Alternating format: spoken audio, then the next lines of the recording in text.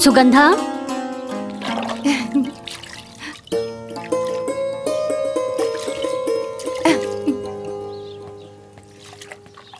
ए सुगंधा, चिल्लाता है बाड़ू, हम बहरी नहीं खी, सुनाई देता हमके। अरे जब सुनाई देत हवे तो जवाब काहे नहीं खुद देत? हम का बोली, तू ही बोला, बताओ बात का हो। अरे हम तोरा से कहले रहनी ना कि गुड़िया की स्कूल की ड्रेस प्रेस कर दा, काहे नहीं खु कैले?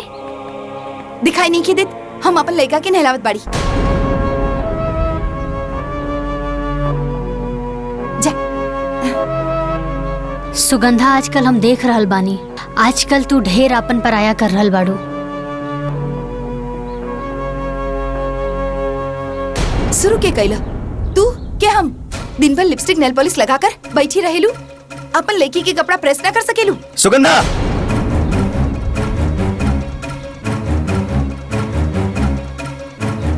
का हो गल तो के? ये कोनो तरीका भौजी से बात करेगा? जी जौन तरीका से समझी ओकरा के उहे तरीका से समझाई। चुप रहलो, शांत रहलो, का हला करत रहलो? अरे तोला परोसा आ पटीदार सुनी त का कही? रहे दी माई, आज सुगंधा के बोल ले विदा, पता तो चले आखिर एकरा मन में कितना भड़ास भरल बा। बोला पुष्पा, वो छोट है, ओकरा में समझदारी ना है। तू तो समझदार बाड़ू, तू ही शांत रहा। अगर ई शांत हो जाए तो घर ना पलट जाए। ई घर के मालकिन नहीं, ई ऑर्डर करी और काम करी हम, ई लड़की पैदा करी और संभालिए हम।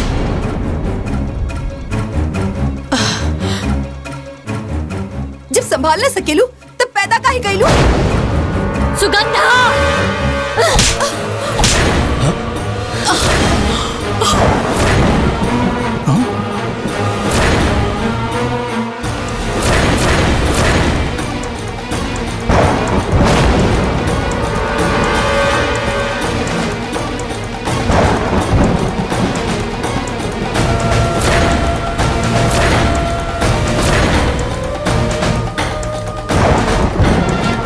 जे के पास जवाब न होला ना, वो हाथ उठावेला।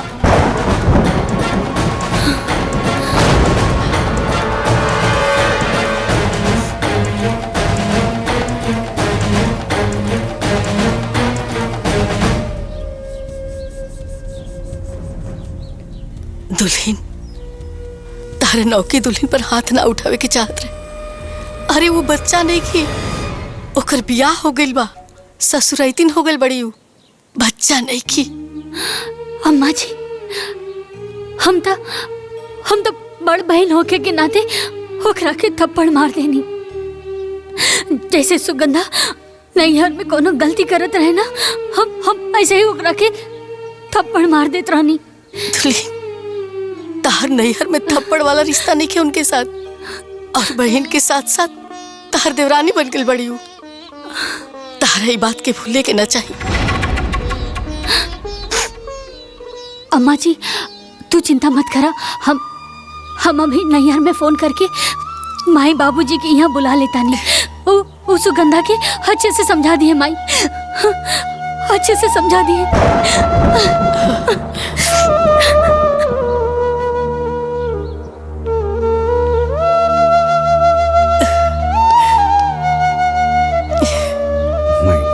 सब ठीक हुई।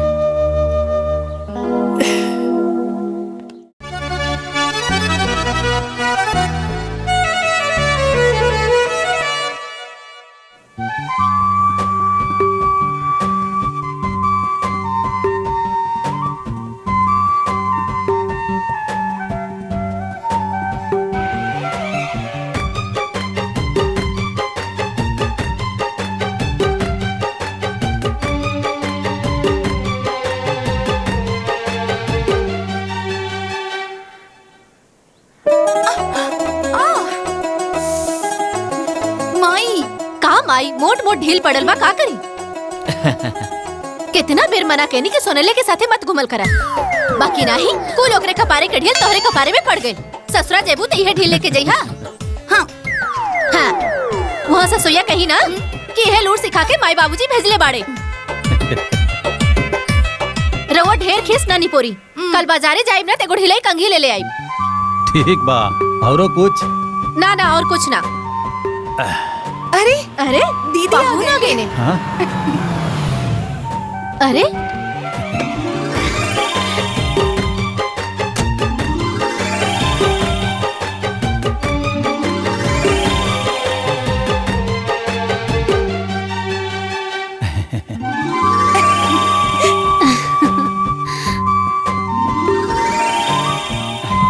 माई। अरे खुश रहा, खुश रहा। मजे में रह लो। हाँ माई, अरे खुश रह। सुगंधा, सुगंधा। दीदी तू कैसन बाड़ू? हम एकदम ठीक बानी, तू कैसन बाड़ू? एकदम ठीक बानी। बाबूजी, बस सब बढ़िया बाबूजी, अरे अरे बेटी खुश रहा, खुश रहा। रवा ठीक हाँ, बानी ना? बा। प्रणाम माँ खुश जी। रही। और तू कैसन बाड़ी? ठीक बाबा। अरे बिटिया तो ठीक बाड़ू ना बिटिया। चलो ना अंदर चलो। आई ना। चल। और सब बतावा अच्छा से दीदी, आ गेलू ना? सब कुछ ठीक बा ना? कोनो हाँ, परेशानी? अरे राहुल, हाँ, बाबूजी। दामाद जी खातिर भेली लावा, पानी वानी पिए खातिर। अच्छा ठीक बा। हाँ हाँ।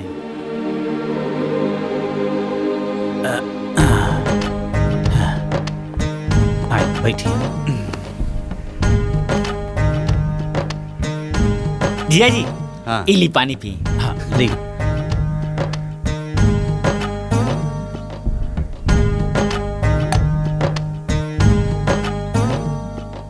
बाबूजी हाँ। ससुरारी आवे नी तब यही भेली खाए के मिलेला। बाकी रिश्तेदार के घर ई भेली के जगह बिस्कुट ले ले बा। अरे वो किसान का जेकर घर में भेली और धान ना हो। और बताई घर में सब कुशल मंगल बा? हाँ बाबूजी, आपके आशीर्वाद से सब ठीक है। और खेती वेती के का हाल बा? खेती तो कुल बड़का भैया और सतीश देखे रहन। बाकी रहुआ के पते बा कि आजकल के युग में जोताई बोआई खाद पानी सब इतना महंग हो गईल बा कि कुछ बचबे ना करेला। और ये बेमौसम बरसात किसानन के कमर तोड़ देता हो। हाँ। लागत है ये बार भूसा भी खरीदे के पड़ी। दामाद जी छोड़ी, इहो खेती के बुरा हाल बा। खैर राहुल, जी बाबूजी। माई से बोल के हलवा पूरी बनवाओ अपने जीजा जी खातिर। ठीक बा बाबूजी। राहुल, गाड़ी से बैग भी उतार लिया। अच्छा ठीक बा।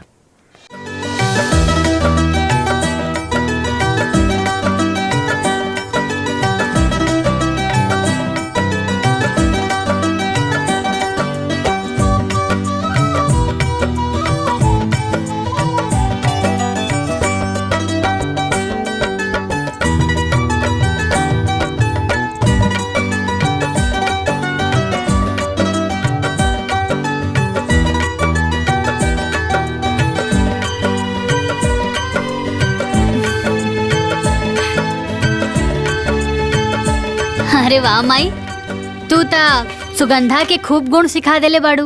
देखा था कितना समझदार हो गइल बिया। अरे को समझदार न भइल बिया, बल्कि औरी फुहर हो गेल बिया। ढेर से ढील कपारे में लेके घूमत रहेले। दीदी के बतावे की का जरूरत रहे पर बता देलू। अब तो हर पेट के पानी पच गए होगी। अरे एकदम ठीक कहलू माई जो बता देलू। ए गुड़िया, अपना मासी से दूर रहिया ना तो तारा के भी जुआ हो जाई। दीदी तू भी ना। अरे मजाक करत आनी। ए माई, बाबूजी जीजा खातिर हलवा और पकौड़ी बनावे खातिर कहले हाँ। अच्छा तो तनी पम्मी लाला जी की दुकाने चल जा और ये 1 किलो बेसन और ये आधा किलो प्याज और आधा किलो सूजी ले ले हाइला, पैसा लेके जा। मामा हमहू चली? हाँ हाँ चला तू चला। पैसा तो ले ले दे। जा जा चला आओ। और सुना जल्दी चल आई। और ध्यान रखिया गुड़िया के।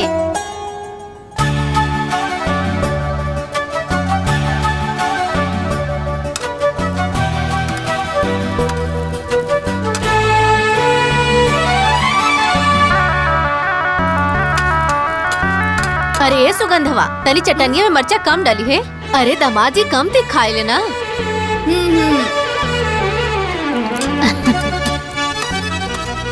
तो से छिला था एको? हाँ?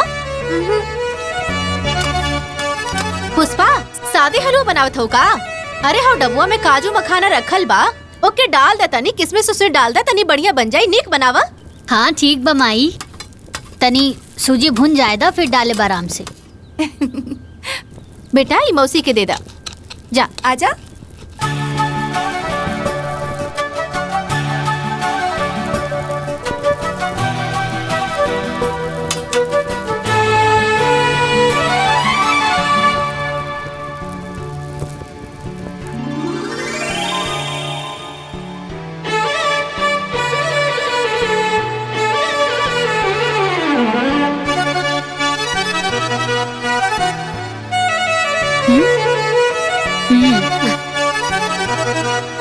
जब मेहमान लोग आवे ना तब मौनी लहटिया कट जाला।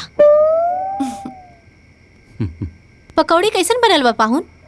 बहुत बढ़िया बनल बा अम्मा जी। और जीजा जी चटनी कैसन बनल बा? चटनी लगा तो तू बनौले बाड़ू, एकदम तहरे जैसन तीता। इतना मना कहनी कि मर्चा कम ही रखिया, बाकी मनलस नहीं।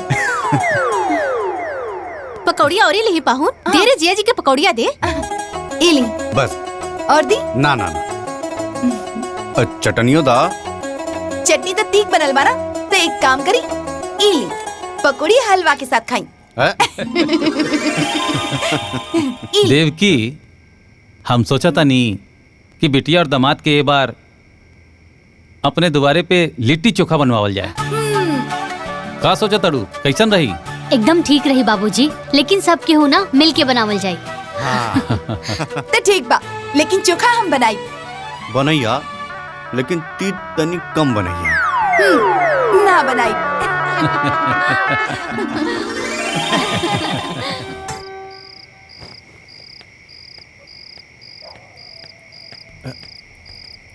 पहुना।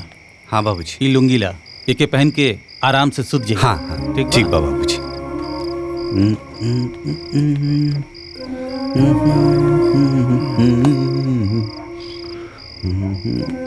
जीजा पानी और चप्पल रख दिले बानी, और कुछ चाहिए तो बता दिया।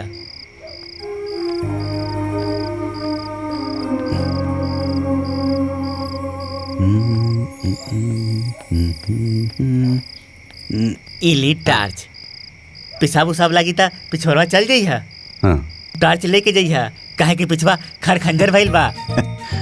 अरे तू ऐजे सुत बा ना। हम तो ऐजे रहबे करब। हाँ तो बस जगा ले। अच्छा ठीक बा। मच्छरदानियाँ लगा दा।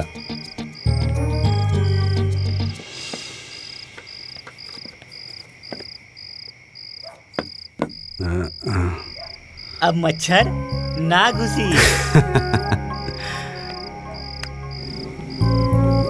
चला, शुभ रात्रि।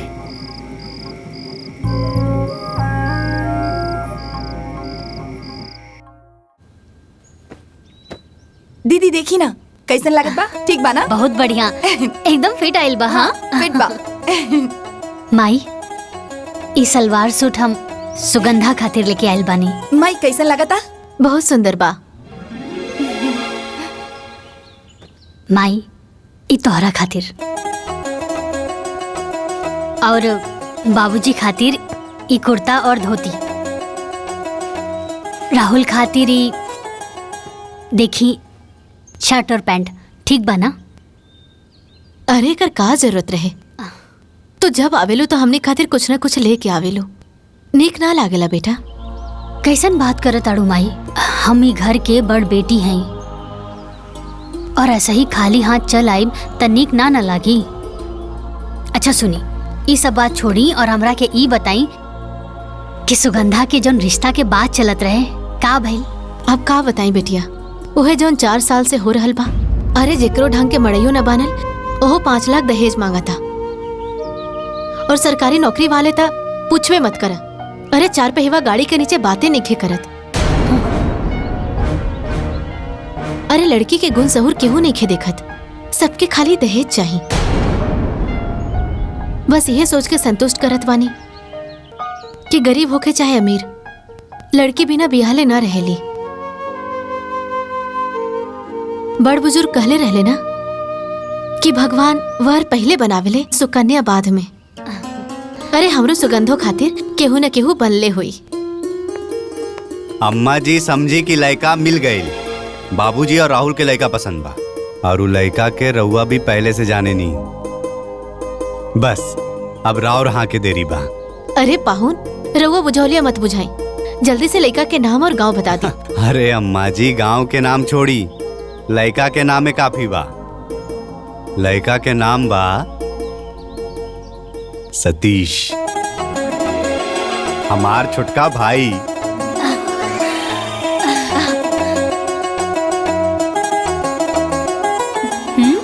अरे अरे मतलब सुगंधा के भी सतीश पसंद बा। देखा कैसे शर्मा के भाग गेल बिया। अब अपन विचार बतावा माई। बिटिया, इसे बढ़िया रिश्ता सुगंधा खातिर और का हो सकेला? बाकी एके घर में दोनों बहन के शादी ठीक होई का? कहीं बाद में कोनो दिक्कत परेशानी ना होखे। तू चिंता मत करा माई, कौनो दिक्कत तकलीफ ना होई। अरे कौनो दूसर घर की लड़की हमार देवरान बन के आवे ओसे तो अच्छा बाना कि हमार बहन आए। अरे जैसे हमनी के नैहर में बहन बन के रहेनी वैसे नए ससुराल में भी बहन बन के रहब, देवरान जेठान ना। अरे वो सब तो ठीक बा, बाकी समधन जी के एक बार पूछल जरूरी बाना तोहरे सास के कह रहा बा। अरे अम्मा जी, रउआ के का लगा था हमनी टाइम निकाल के ऐजा सिर्फ लिट्टी चोखा खाए खातिर आयल रहनी? अरे हमनी के पहले से प्रोग्राम रहे कि सतीश और सुगंधा के शादी के लड्डू बांध दियल जाए। तो पाहुन समझ लें कि लड्डू बंद गई। अच्छा बाबूजी, अब हमनी के जाए के आज्ञा दी, घरे भी तो खुशखबरी सुनावे के बाद। चला पुष्पा, चले के तैयारी करा। जी।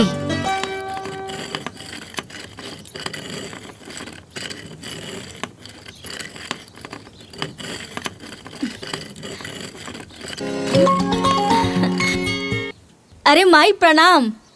खुश रह। का करे तारू? दाल दरत हई। हमार तो जिंदगी जैसे वही कहावत जैसन हो गइल बा, उठा बुढ़ा सास का चोला छोड़त जात का।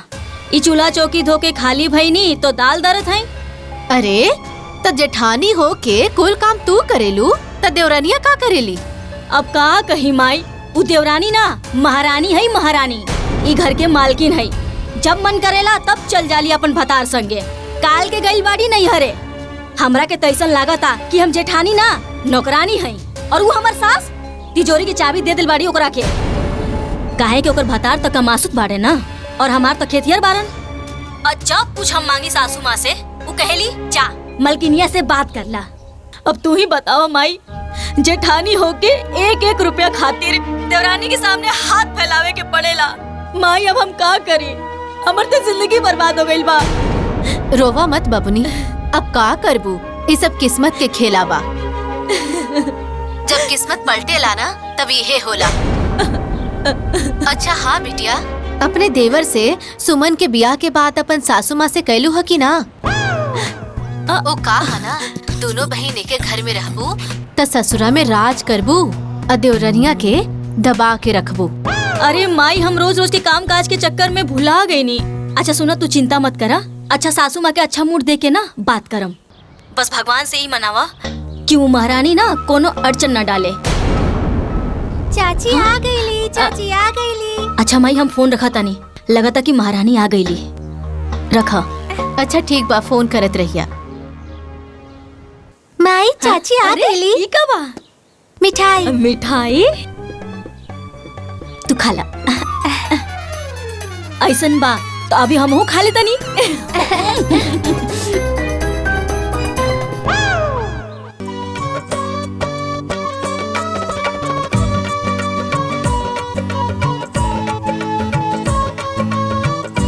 आ गई नानी के यहाँ से। प्रणाम दीदी। खुश रहा। अम्मा जी।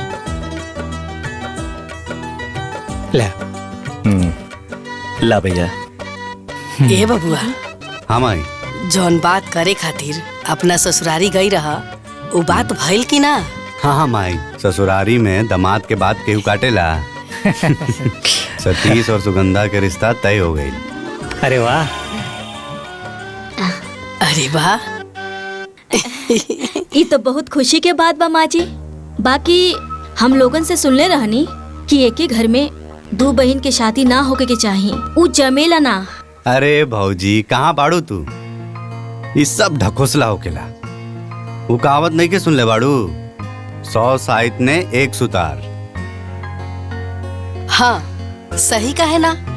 देख लो ना, पुष्पा के पाव पड़ते गुलाब के नौकरी लग गई।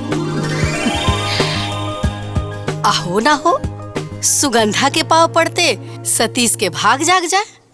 बिल्कुल ठीक कहा तारो माई।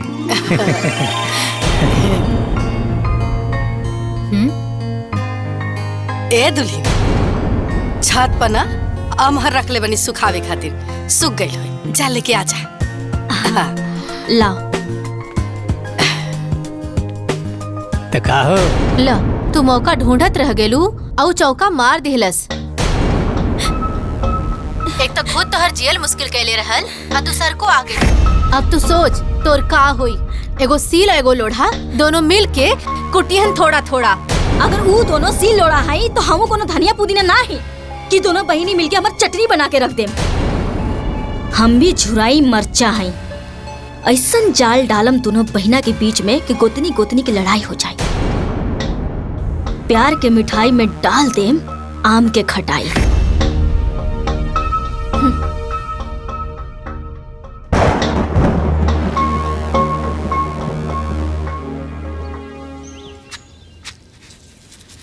हाँ कराव तनी बात।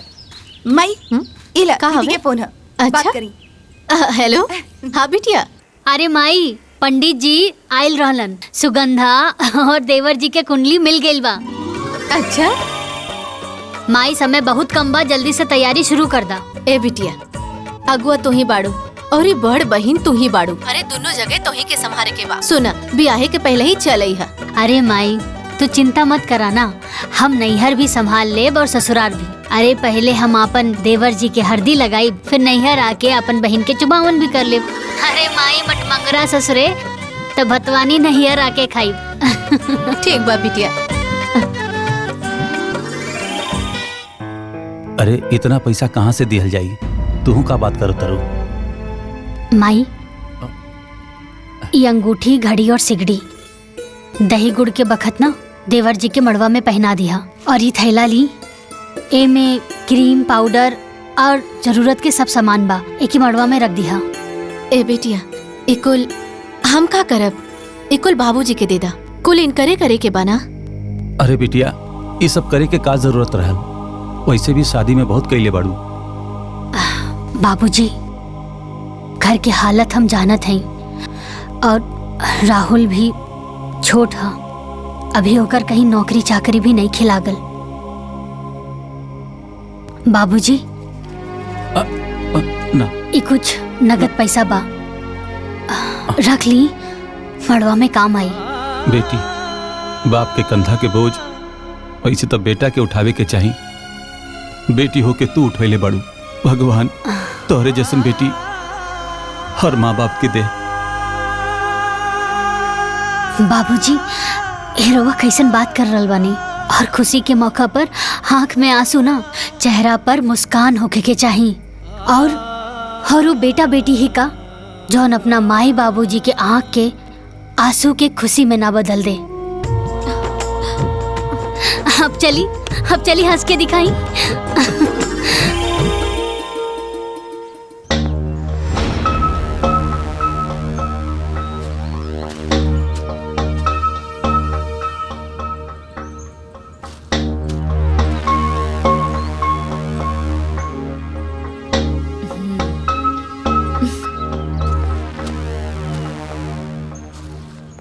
कितना थोक पे चढ़ाओ तनी माँ जी देवर जी के शादी पे?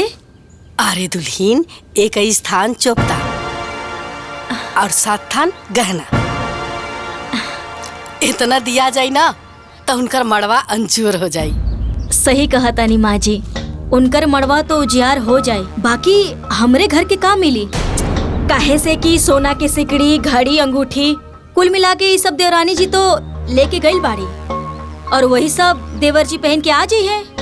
ब्याह के तो कुल खर्चा देवरानी जी उठाओ तरी, ससुराल के कमाई नैहर में जाके लुटाओ तारी। अरे दुल्हीन ऐसे ना बोले के, और लोग भी तो अपने ना। और कन्या के ब्याह करावल ना बड़ा पुण्य के काम होला। बस डीह बाबा करस सब कुशल मंगल से हो जाए।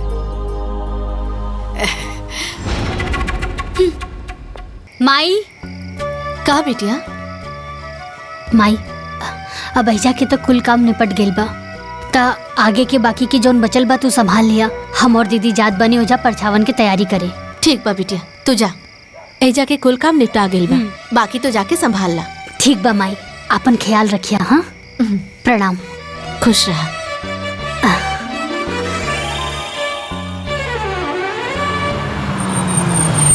कथिए के लोढ़ा सासू, कथिए के थाली हो, कथिए के दुल्हन लपरछा था। अरे कैसन बात करत आड़ू दीदी, तू बड़ बाड़ू, तू करा। ठीक बा। सासू सोहागिन हो परछाना चालेली, पत्थर के लोढ़ा सासू सोने के थाली हो, पत्थर के लोढ़ा सासू सोने के थाली हो, थाली में हल्दी चावल चुमेली भाभी हो, थाली में हल्दी चावल चुमेली बुआ हो, बहुअर स्वागत बा उतरा तू हाली हो।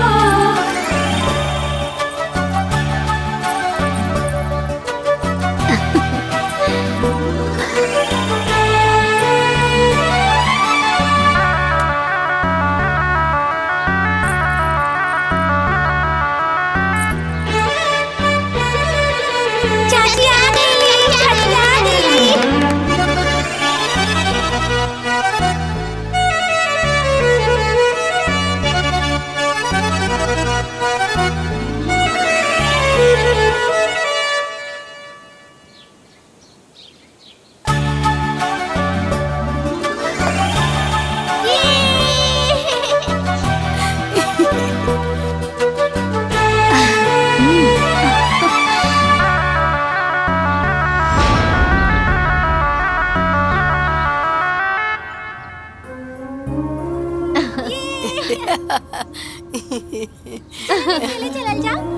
एगो बात कही दीदी, पूरा गांव में चर्चा बाकी कि तहार बारात बहुत बढ़िया गेल रहे कि ऐसन बारात गईल रहे, वैसे ही लड़की वाला भी बाराती के दुआरे पर स्वागत भी कैलन हा। अरे मसूर के दाल, गोलगप्पा, पनीर, मन भर छेना। ई कुल तो ठीक बा बिमला, बाकी एक घर में दो बहन के शादी करे के ना चाहत रहे। शादी के बाद बहन बहन ना रह जाली, देवरानी जेठानी बन जाली, आके थरिया फेंक के झगड़ा करे लग जाली। भगवान ना करे कि रउआ के घर में कभी ऐसन होखे, लेकिन का करबू, गोतिन गोतिन के झगड़ा तो सबके घर में होखेला। अच्छा तो ठीक बा, हम जाता नहीं, घर में बहुत काम बा। हमनी के चलो तनी जा, हमनी के पढ़ बेटू चलो।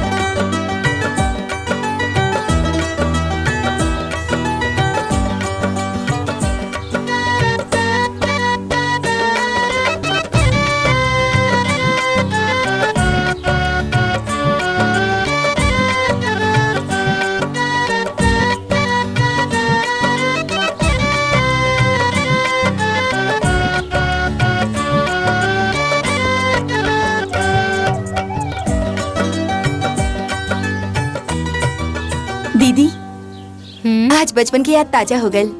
जब हम स्कूल जात रही तो ऐसे ही हमारी चोटी बनावत रहू ना। बस फर्क इतना बा कि आज दूगो ना एगो बनावत बाड़ू। अरे पगली, तब मैं और अब मैं अलग बात में। तब तू छोट रहलू, स्कूल जात रहलू, यही से हम तोहार 2 चोटी बनावत रहनी। लेकिन अब तो तहार बियाह हो गइल बा। हाँ, ससुरौतिन हो गइल बाड़ू। अब 2 गो ना 1 गो चोटी बनी। ठीक बा। ला शीशा ला, देखा कैसन बनल बा। शीशा देखे की कोनो जरूरत ना। हमार दीदी बनावत बाड़ी और ठीक ना बनी। का निमन बा का बुरा बा, हमसे ज्यादा हमार दीदी जाने ली। अच्छा, ये पल्लू ना हमेशा ऐसे सर पे रहे के चाहिए। दुल्हन, तू दोनों बहन ना ऐसे ही बहन बहन बन के रहिया, कबो देवरानी जेठानी मत बनिया।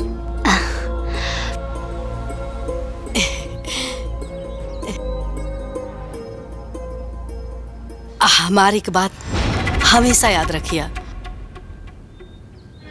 कि घर में शांति से बढ़ के ना कौनो दौलत ना होखेला। माई के अचरा से बढ़ के ना कोनो दुनिया होखेला।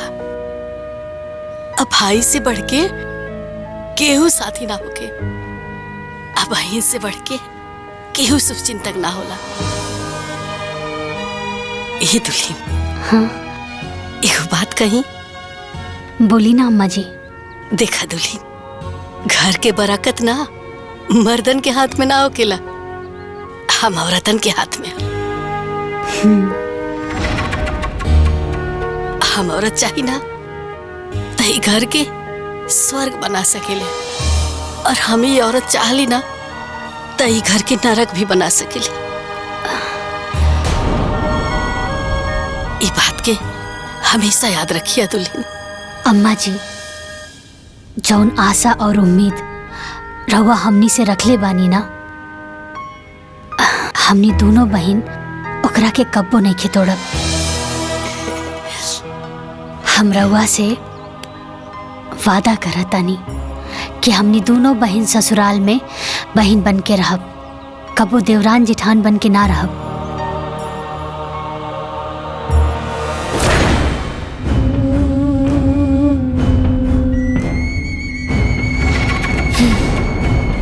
आज हम हूँ एक प्रतिज्ञा करतानी कि दोनों बहिनी के देवरानी जेठानी बना के रहब।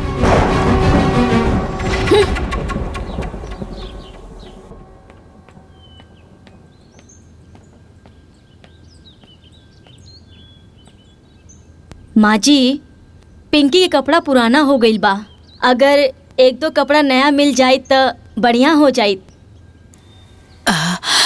अब अरे दीदी, नया कपड़ा किने के का जरूरत बा? गुड़िया के 3-4 गो सेट ऐसे ही पड़ल बा, हम दे देब उहे कपड़ा पिंकी के पहना दिया।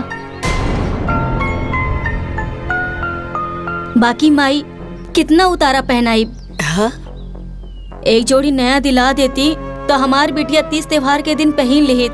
पिछले दिवाली में भी गुड़िया के उतारा ही पहन ले रहे। अरे बड़को, इका उतारा उतारा लगा रख ले बड़ू, एमे का खराबी बा? अरे हम जब छोट रही तो अपना नैहर में अपना दीदी के कपड़ा पहनत रही।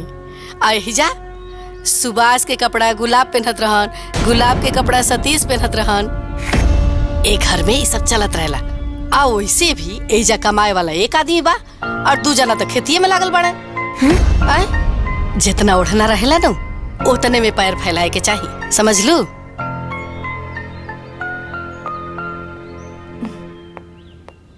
माँ जी, इली चाय रख दा। सुगंधा, रसोई के काम खत्म हो गइल बा। तजा पिंकी और गुड़िया के तैयार कर दा, स्कूल खातिर लेट हो जाई। जी दीदी। आवा। तू का खड़ बड़ू कपार पे? तारा के अलग से बोले के पड़ी का? तारा कोनो काम धंधा नहीं के घर में? जा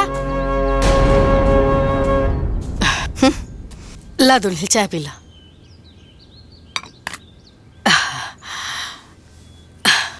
गुड़िया, तू कौन सा क्लास में पढ़ी लू? हम फर्स्ट स्टैंडर्ड में। और पिंकी तू? Second standard. Second standard. अच्छा, तू दोनों की कितना तक पहाड़ा आवेला? पहाड़ा मतलब? अरे हम तो भुलाल गई नहीं, तू लोग तो इंग्लिश मीडियम में पढ़ेलू ना? हाँ। अच्छा, पहाड़ा मतलब टेबल। हाँ। कितना तक आवेला? हमके तो 10 तक आवेला। अरे वाह, लेकिन गुड़िया के तो 5 तक टेबल नहीं खे यार। कौन बात नहीं है, गुड़िया के भी 10 तक की टेबल आ जाई। हाँ हाँ गुड़िया, अब आवा, ए लो अपन बैग ले ला। जल्दी जल्दी से तैयार हो जाई। ला हम देते।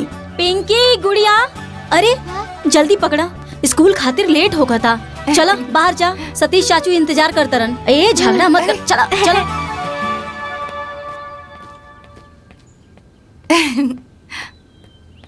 सुगंधा, हाँ नाश्ता पानी तो हो गई, खाना में का बनी आज?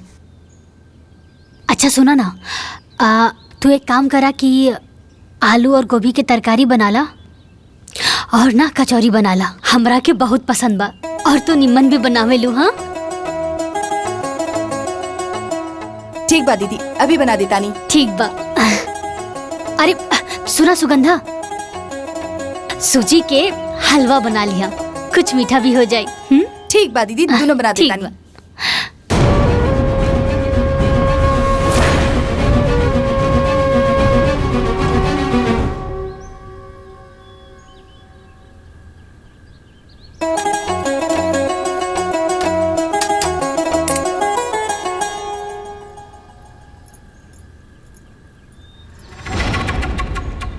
अरे सुगंधा, जब इतना सारा काम हो खेला तो हमरा के आवाज दे देहल करा, तो हम आके तोहार हाथ बटा देहल करा। चला हम बेल देता नी, तू तल दा कचौरी। ना ना दीदी रहे दी, हम सारा काम खुद कर ले, आप आराम करी। देख तू हमरा के दीदी कहेलू ना, तो हमार बात सुने के पड़ी। अरे 4 लाठी एगो में भारी पड़ेला, और मिल बांट के काम करल जाए तो काम आसान हो जाला, है ना? ठीक बा दीदी।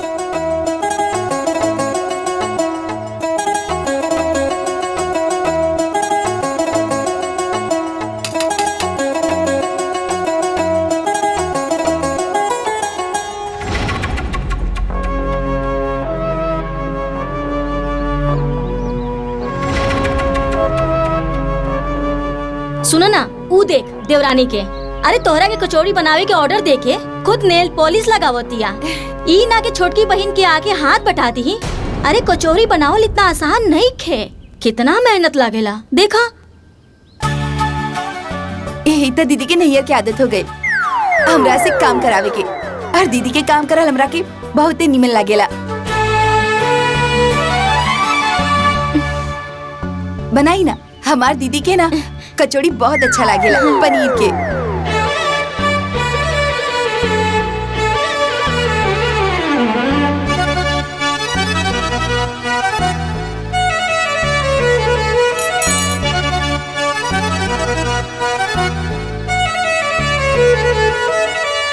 हलवा कचौरी।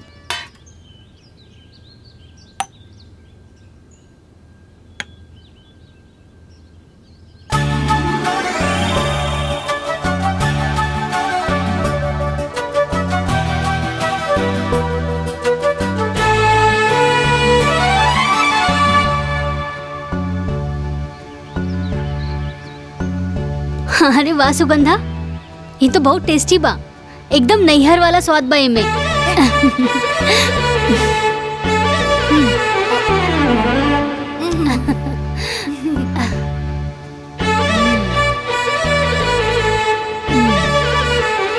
हलवा भी अच्छा बा।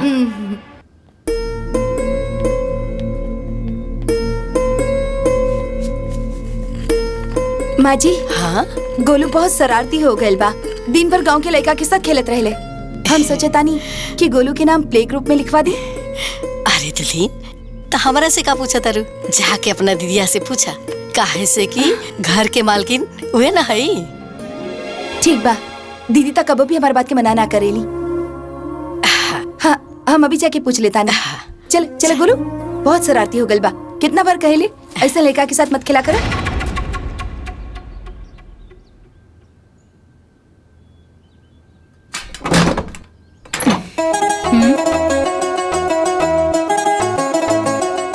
अरे सुगंधा, का बात बा? हमरा से कुछ कहे आयल बाड़ू? अरे वाह दीदी, तू तो हमारा चेहरा पढ़ ले लू।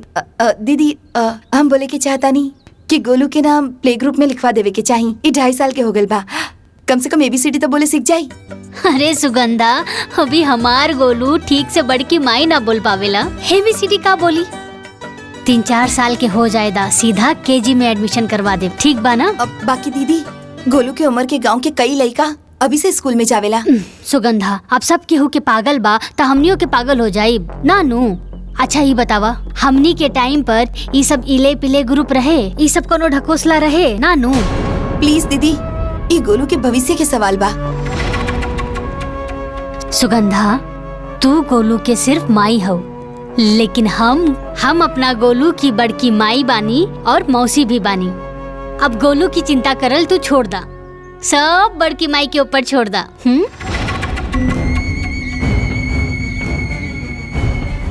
दोनों बहिनी के बीच में आग लगावे खातिर जौन पापड़ हम बेलने आज वो सफल हो गए।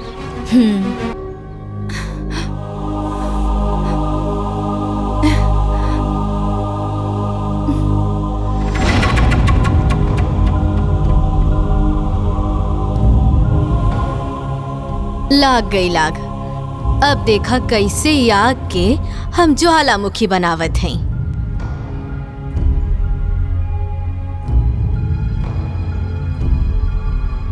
अच्छा ये बतावा, हमनी के टाइम पर ये सब इले पिले ग्रुप रहे, ये सब कोनो ढकोसला रहे ना नू?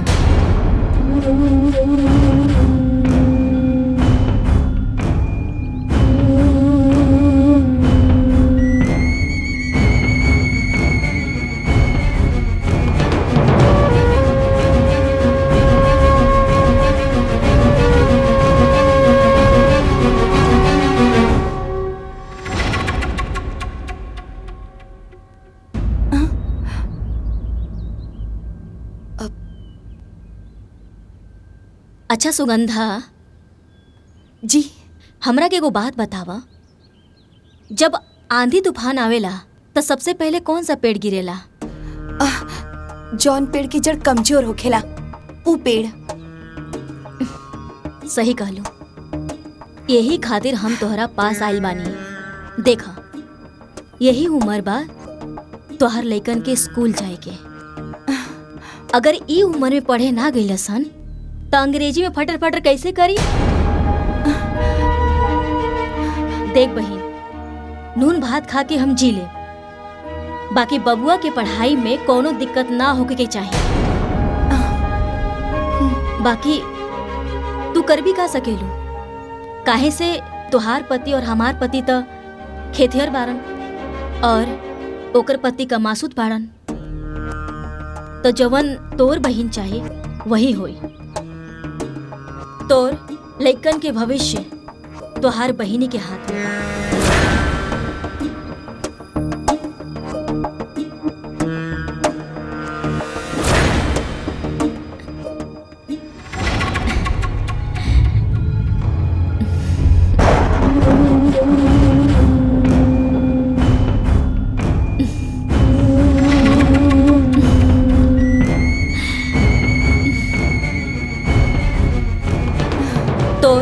लइकन के भविष्य तोहार बहिनी के हाथ में बा।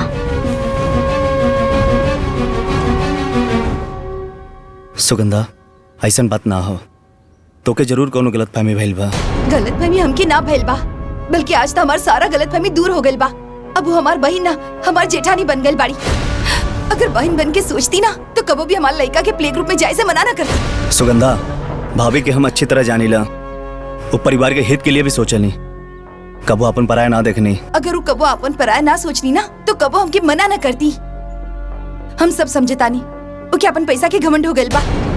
अब रउआ भी खेती बाड़ी छोड़ी और कहीं भी जाके प्राइवेट नौकरी करी, चाहे तो 10,000 ही कमा के लेके आई।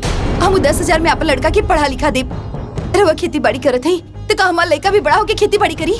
का बात के पतंगड़ बनाओ तारू यार।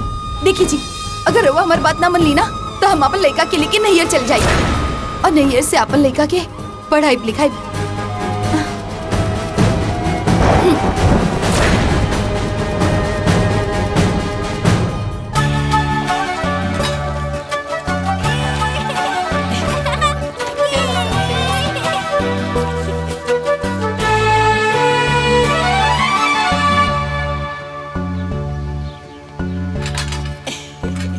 सुगंधा।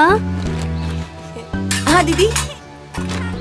देवर जी अभी खेत गेल बाड़न ना, जब खेत जोत के आ जाई है ना त ई गेहूं हम ना बोरी में भर देले बानी। उनसे कहिया कि श्यामनाथ की चक्की से पिसवा के ले आई है आटा। ठीक बा दीदी, हम बोल दी। चप्पल टूट गई। गोलू की चप्पल टूट गई। माई हमार चप्पल टूट गई बा। दिखाई।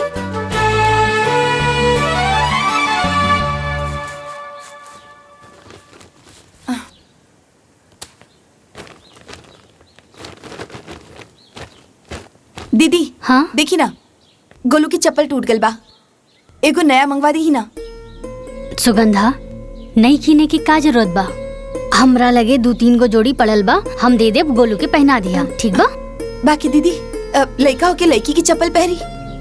अरे सुगंधा, सैंडल ना हा, हवाई चप्पल हा, और सब हवाई चप्पल एक जैसा नहीं होला। कैसे गिर गई तू? हाँ? अरे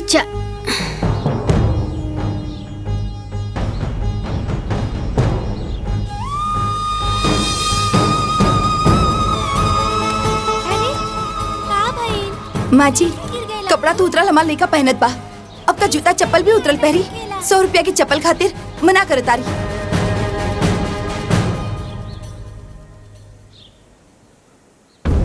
अरे हमार नौ के दुल्हन, 100 रुपया के बात नहीं खे।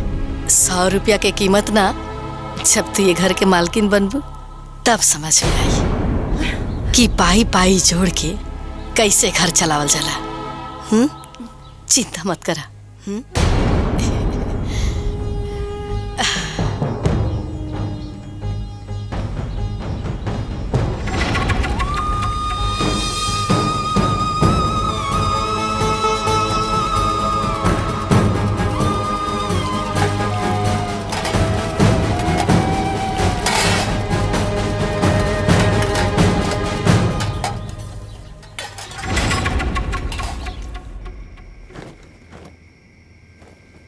सुगंधा,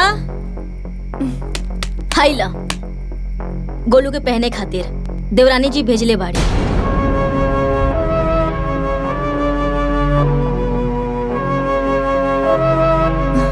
बाकी एगो बात कही, इतना साल से जे हमार साथ हो रहल बा, अब उ तोहरे साथ हो रहल बा। पहले ओकर बेटी के उतरन हमार बेटी के पहनावल जात रहे, अब तोहार बेटा के पहनावल जाता। हम तो ये मान ले बानी कि हम दूसर घर से हैं, बाकी तू तो सगी बहन हो। तू दोनों एक ही महतारी के पेट से जन्मल बाड़ू, तोहरे साथ ऐसा ना करे के चाहत रहे। बाकी जाए दा, तू कर भी का सकेलू। अच्छा ई चप्पल ना गोलू के पहना के देख ला कि ओकर साइज के बा कि ना। बेचारा लइका लड़की के चप्पल पहन के घूमेला। चला।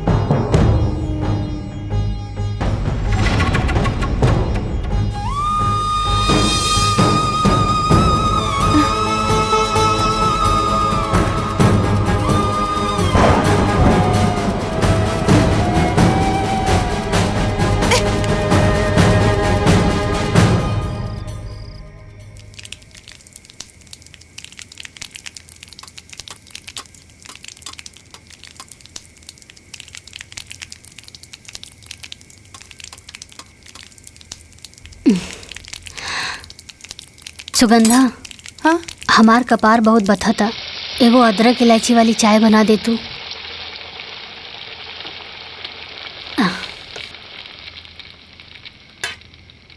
ई रहल चाय के पत्ती, ई रहल दूध, और ई रहल पतीला, और ऊ रहल चीनी अदरक, और ई रहल लाइटर और गैस। आपन चाय बना के पी ली। अरे तो एमे खिसियाए वाला कौन बात बा? हाँ, हम खुदे बना के पी ले। हाँ, तोहरा के पिए के बा ना। लाग गई लाग। अब देखा कैसे ई आग के हम ज्वालामुखी बनावत हैं।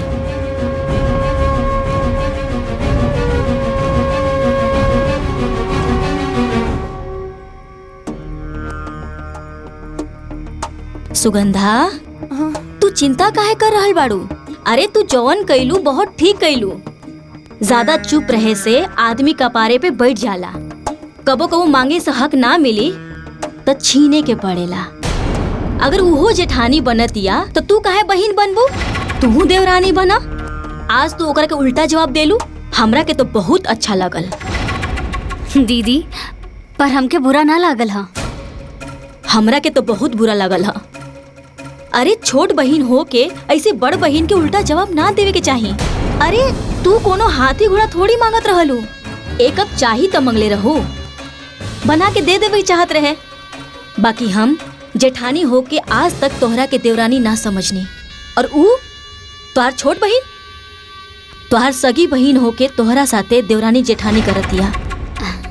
जायदा ना दीदी, अरे हम सुगंधा के ना बचपन से जानी ले, और वो बात बात पे गुस्सा हो जाली, और जब ओकरा के एहसास होला ना त आके माफी भी मांगेली। बाकी दीदी हमरा के बिल्कुल भी बुरा ना लगल हा।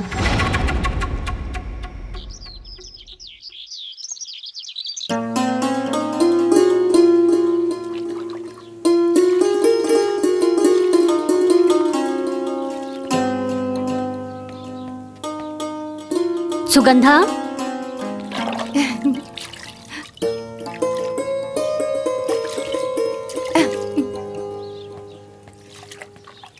ए सुगंधा, चिल्लाता है बाड़ू, हम बहरी नहीं खी, सुनाई देता हमके। अरे जब सुनाई देत हवे त जवाब काहे नहीं खुद देत? हम का बोली, तू ही बोला, बताओ बात का हो। अरे हम तोरा से कहले रानी ना कि गुड़िया की स्कूल की ड्रेस प्रेस कर दा, काहे नहीं खु कैले? दिखाई नहीं की देत, हम अपन लड़का के नहलावत बाड़ी। जा। सुगंधा, आजकल हम देख रहल बानी, आजकल तू ढेर अपन पराया कर रहल बाड़ू। शुरू के कैला तू के हम दिन भर लिपस्टिक नेल पॉलिश लगाकर बैठी रहेलू, अपन लड़की के कपड़ा प्रेस ना कर सकेलू? सुगंधा,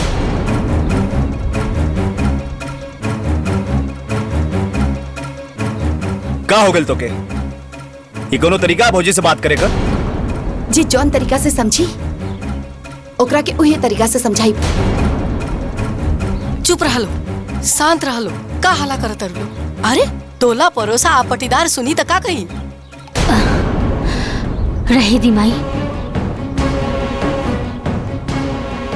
आज सुगंधा के बोल ले विदा, पता तो चले आखिर एकरा मन में कितना भड़ास भरल बा। बोला पुष्पा, वो छोट है, ओकरा में समझदारी ना है। तू तो समझदार बाड़ू, तू ही शांत रहा।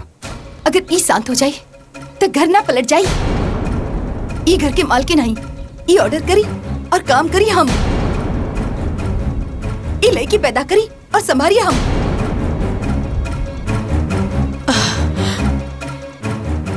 जब संभाल ना सकेलू तब पैदा काहे कैलू? सुगंधा,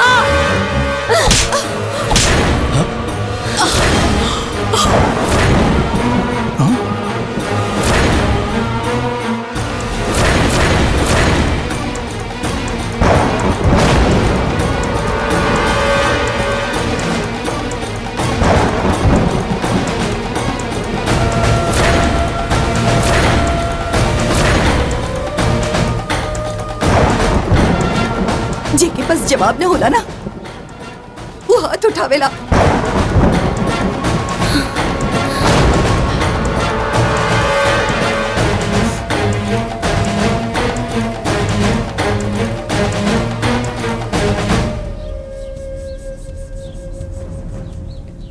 दुल्हन, तारे नौकी दुल्हन पर हाथ ना उठावे के चाहत रहे।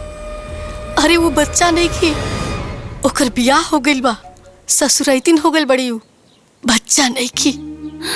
अम्मा जी, हम तो बड़ बहन होके के नाते ओकरा के थप्पड़ मार देनी।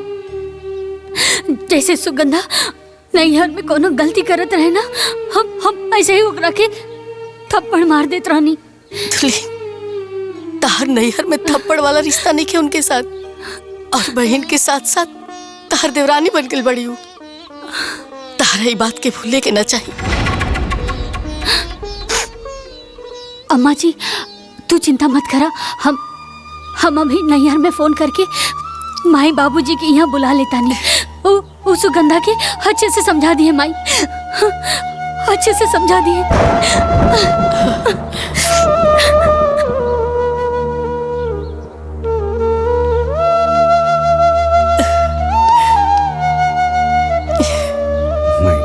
सब ठीक हुई।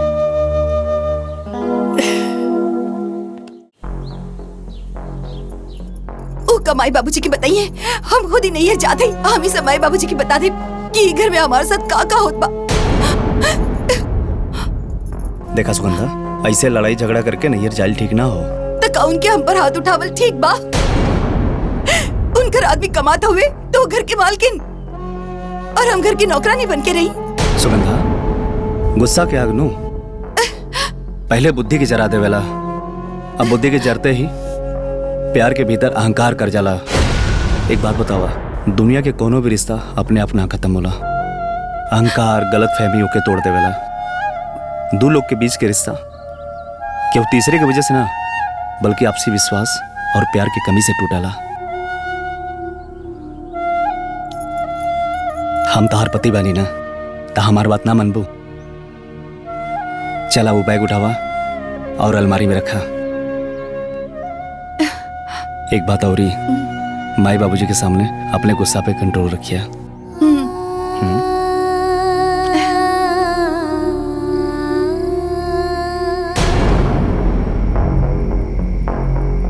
बाबूजी ली ना, पानी पी ही ना। अरे बातचीत तो होते रही। का पानी पी हम? इन्हीं दुल्हन के कथा सुन के हमार सारा प्यास बुझ गई। यही सब खातिर हम तोहार दोनों के बिया एके घर में कैले रहनी। बोला सुगंधा, बोलत काहे नहीं खूब? हमसे का पूछा नहीं, एकरा से पूछी। ई घर के मालकिन नहीं, घर के काम करावे खातिर ब्याह करके हमकी ई घर में लेके आल बाड़ी। आजकल एकर जबान कम और हाथ ज्यादा चले लागल है।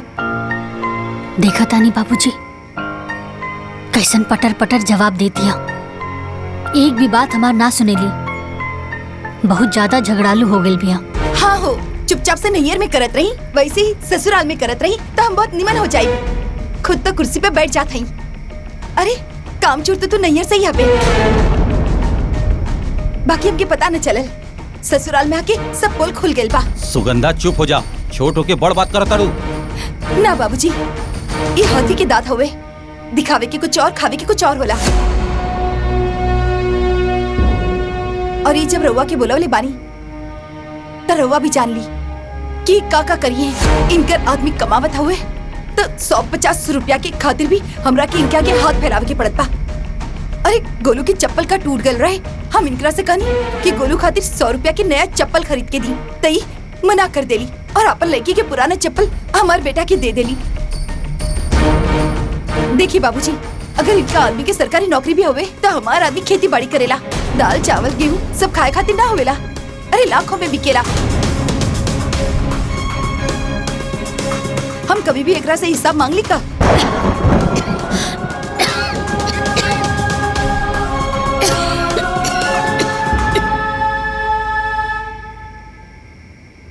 तारा के हिसाब चाहे ना सुगंधा,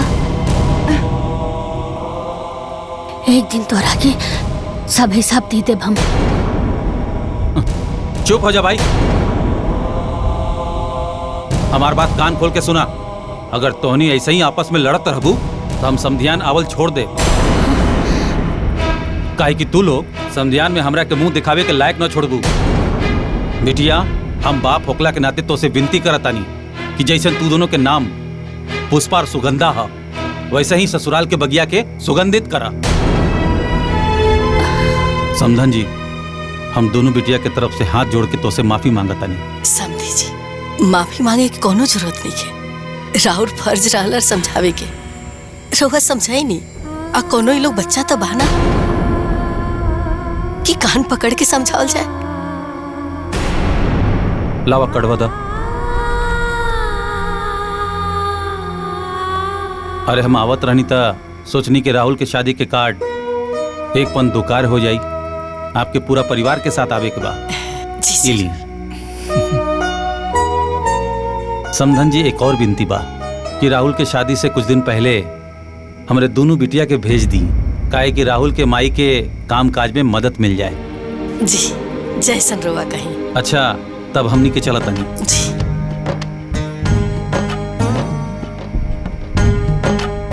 प्रणाम बाबूजी। प्रणाम माई। खुश रह बेटी। मैं खुश अरे हाँ रख ला। खुश रहा। इला। गोड़ लागत नहीं। हाँ खुश रहा खुश गोड़ लागत नहीं माई। रहा।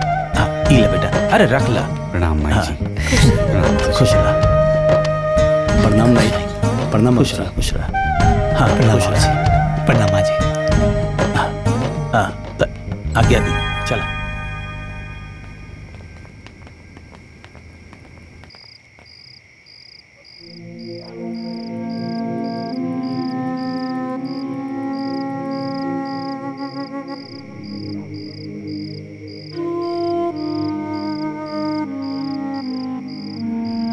भैया पता नहीं केकर नजर हमनी के घर परिवार पे लग गई। ये सुगंधा और भाभी के बीच में खटास कैसे पड़ गई। सब सुगंधा की गलती हो। अपने से बढ़ के कबो उल्टा जवाब ना देवे के चाहिए। ए भाई, जहां चार बर्तन रहेला ना तो आपस में बजबे करेला। वो दोनों सगी बहन हैं, आपस में लड़िए झगड़िए फिर एक हो जाइए। तू ये सब छोट बात खातिर चिंता मत कर।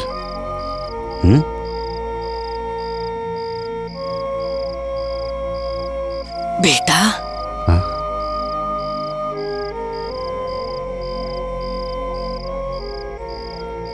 देखा बेटा, तू लोग ऐसे ही आपस में समझदारी से रहिए।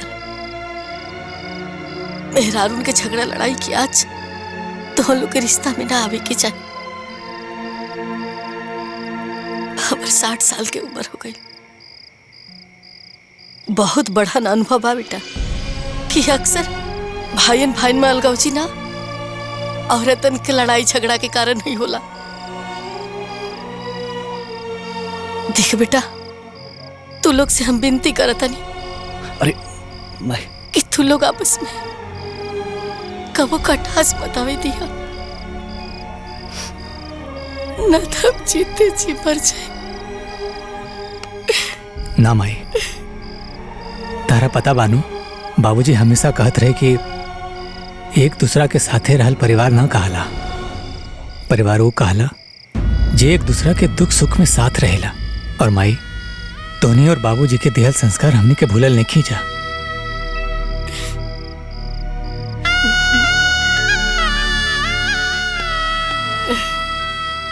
तीनों भाई तो से वादा करता ने प्रेम के बुनियाद पर बनली घर के दीवार में कबो दरार ना आवे।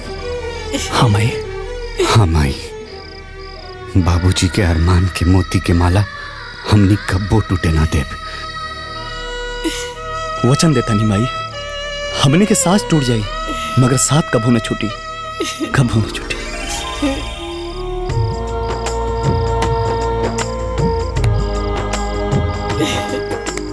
हमारे तो तू लोग पे पूरा भरोसा।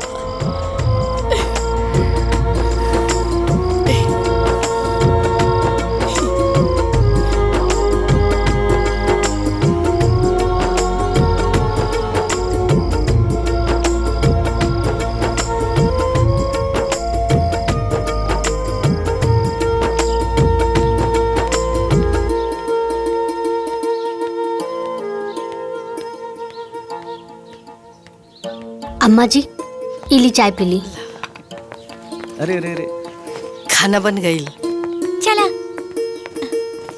चला तू आगे बैठा। ये आगे बैठी। अच्छा ठीक बा। ए जी, हाँ गोलू के भी लेके जाई और प्ले ग्रुप में छोड़ दी। वहाँ रही तो कुछ सीखबे करी। ठीक बा।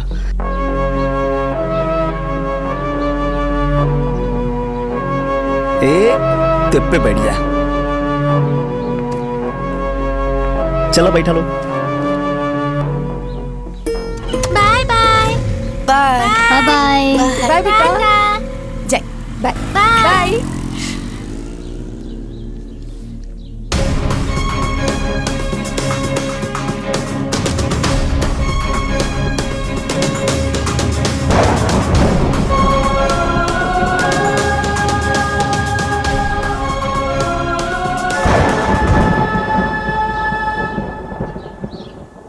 हो गई अब अरे दीदी, अरे चला ना हम ना करब, तू करना। और इला अरे तू काहे नहीं की करब?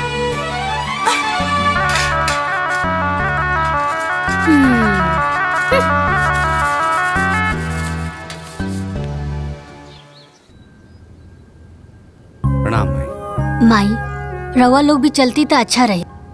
हाँ अरे दुल्हीन, तू दोनों जानी बहन जाता रू ना, जा बढ़िया से शादी ब्याह निपटा के आ जा। सुगंधा तैयार हो गईलू, हम तहरे इंतजार करत रहनी हाँ। चला एक साथ चल जाए एक ही गाड़ी में। हाँ तू जा, हमरा के तोहरा साथे नहीं खिंचाए के बा।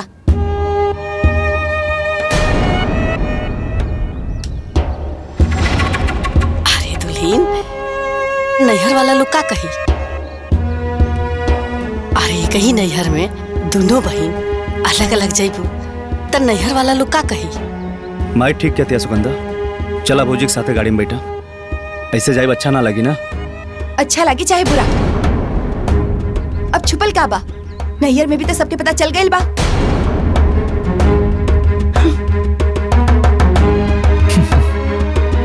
ठीक से जाइए।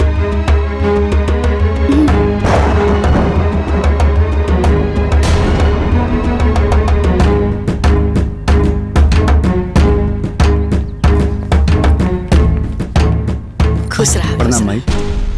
जो आगे चलो।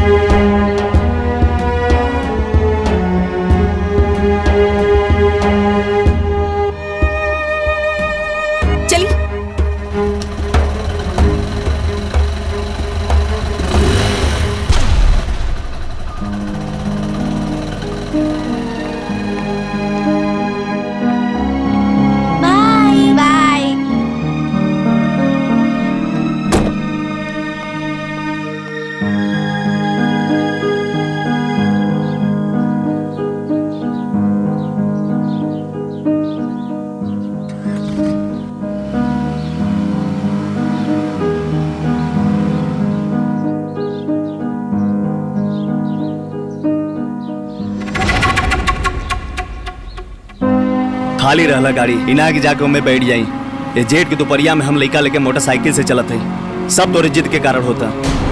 देखिए रहुआ चाहे कुछ भी कही, हम फैसला कर ले बानी। हम ओकर गाड़ी में ना बैठब मतलब ना बैठब। का समझते बड़ी आई गाड़ी वाली है, एकदम मूर्ख है बाड़ू।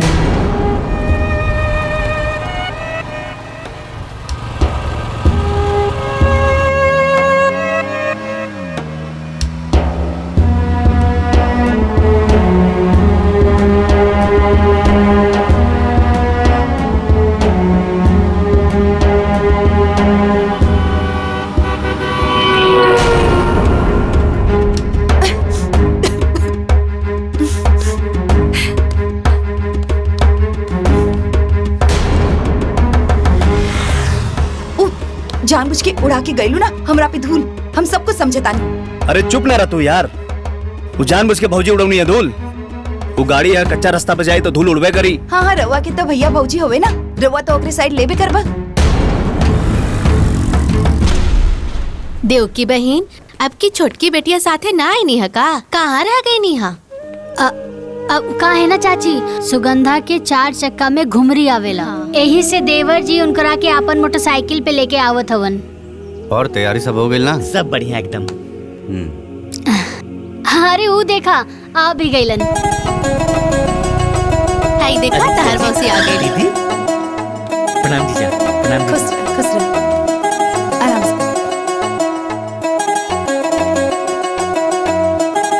जा। खुश रहा। प्रणाम माँ।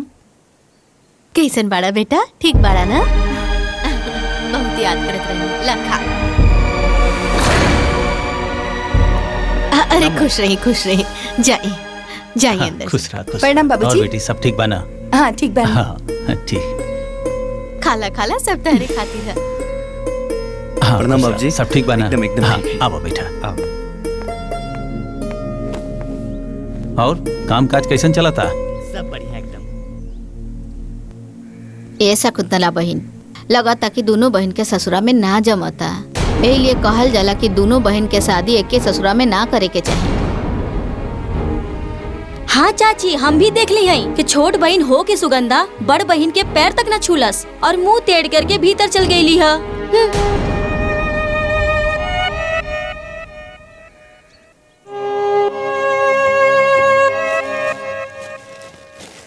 सुगंधा, कितना बार कहनी है कि ससुरे के झगड़ा नैहर में मत लावल करा।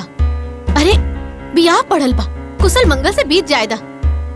गांव घर नात रिश्तेदार सब कोई जुटल बा, तोरे दोनों बहन मुंह फुला के बैठबो सन तो सब लोग का कहिए? हाँ, ये हमके ना ओकरा के समझाई कि यहाँ मालकिन बन के ना रही, मालकिनी करी है तो झगड़ा तो होबे करी। अरे तू बात के समझत काहे नहीं खू? अरे वो तो हर बड़ बहन हिया, तू ओकरा से बहुत छोट बाड़ू। छोट बन के रहबू ना तो कुल झगड़े खत्म हो जाई। अरे तोहनी के झगड़ा के जड़ना तोरा ओकरा से बराबरी करे के बा।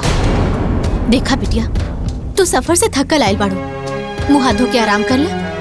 बाहर दमाजी के मिठाई दे देले बानी, तू आके देख ली, हम जाता नहीं।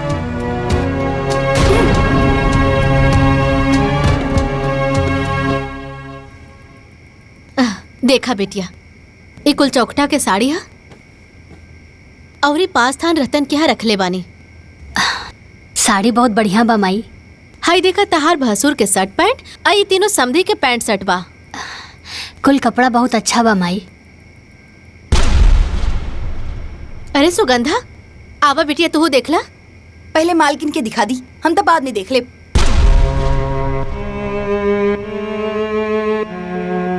और वैसे भी हमरा के बहुत नींद आवता, हम जाता नहीं सुते के। देख ली माई, ये ऐसे ने बोली टोली हमरा के वहाँ भी बोले ली। जायदा बिटिया, तू बड़ बड़ो, तू ही समझदारी से काम ला। ओकर बचपना भी गई लेखे। यह सोच के तो हम चुप रहेली। अच्छा माई, अब तू सूझ जा, सुबह हल्दी चुमावन बाना। हाँ ठीक बा।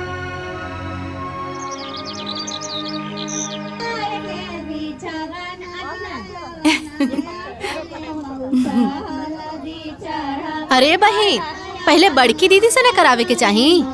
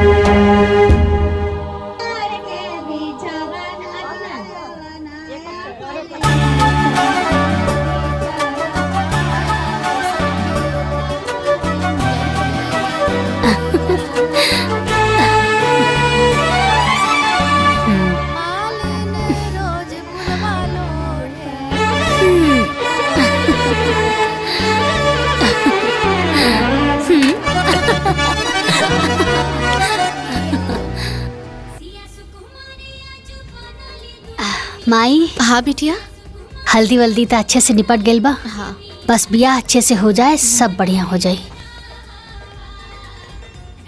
ये हमार तरफ से नेग है। अच्छा, नमस्ते, प्रणाम। अच्छा। खुश रह बिटिया। इला बिटिया, तू नाम लिख लिख के न रख दा, ना तो हम भुला जाए, भी याद ना रही।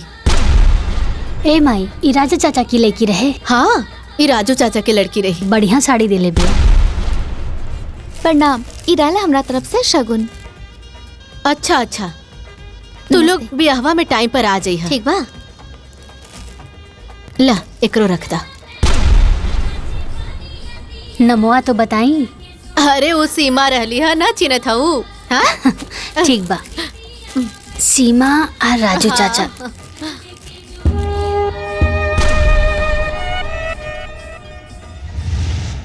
माई का बिटिया? माई ई चेन हम लेके आयल बानी, देवर जी के दे दिया। मोर बंधाई अभी नया नया शादी भइल बा ना, त अच्छा लागे।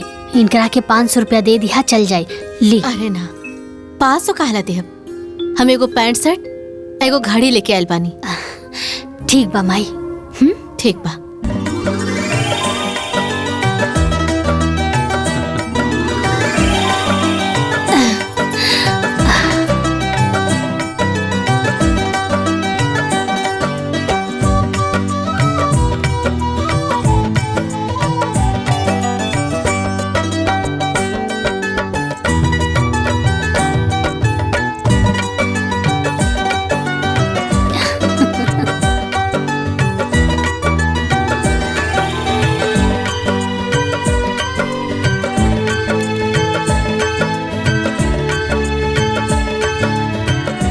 दीदी पतो हो तो बड़ी सुंदर बिया।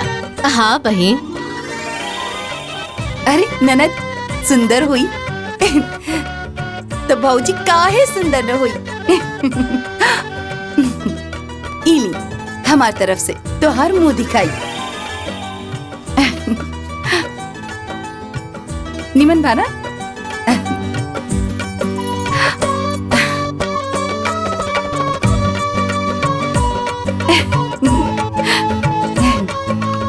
भौजी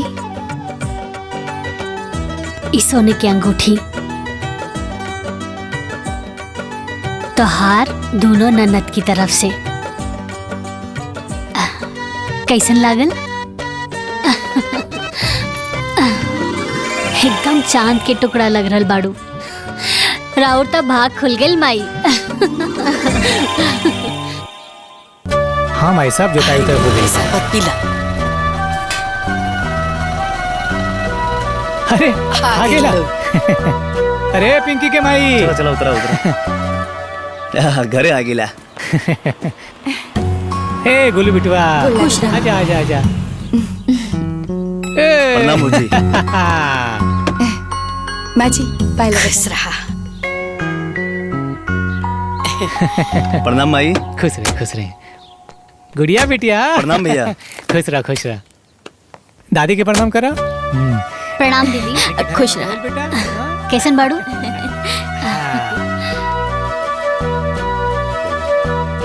प्रणाम माई।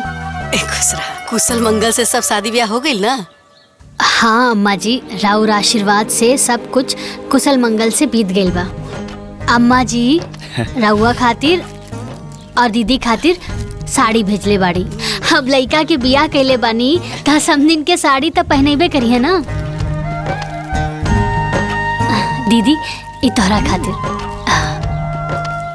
माई मोर बनाई सिकड़ी मिलल बा। अच्छा बड़ा सुंदर बा। आ गुलाब तहरा के का मिलल हो? हमारा एक घड़ी कपड़ा और 500 रुपया मिलल बा। और भाइयों खातिर कपड़ा और 500 रुपया। दा हिला भैया। अरे 500 रुपया आंदरे बा। हमरा खातिर। अरे माई चल जौन मिलल तौन मिलल। आ वैसे भी लड़की वाला हमेशा लड़का वाला कुछ ना कुछ देत रहेला। अम्मा जी ई माई लड्डू भिजवले बाड़ी। लड्डुआ ना तनी पटीदारन में भेजवा दिया। ठीक बा। ए गुड़िया लेके चला। ला बेटा बरकी मम्मी के दे दा। जाओ बच्चन उच्चन के खियावा। थाके लोइया।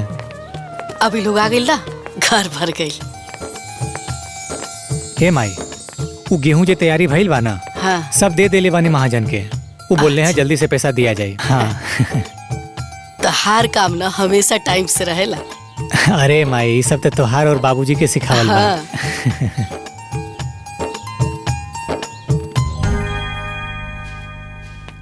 गुड़िया पिंकी गोलू चला आवा। सफर में थक गइल होइबा। आके दूध पीला। चला। माई हमरे खातिर है। हाँ बेटा सब केहू के खातिर।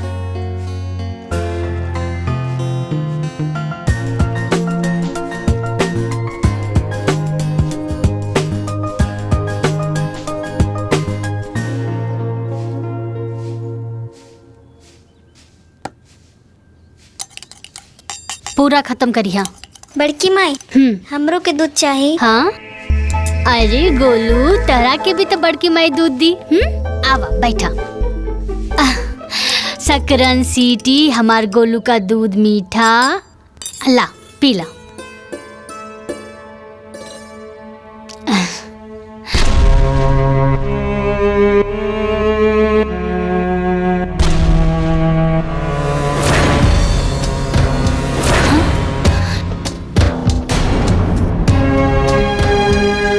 इन्हें आवा। अरे हम तरह के इतना खियाली प्याली तभी तो लाट टपकता। अरे तोरा के कितनी बार मना कही नहीं केहू भी कुछ भी दी तो मत खाइया। अरे केहू तोरा के जहर मिला के पिला दी और तोरा के कुछ हो जाए तो हम का करब।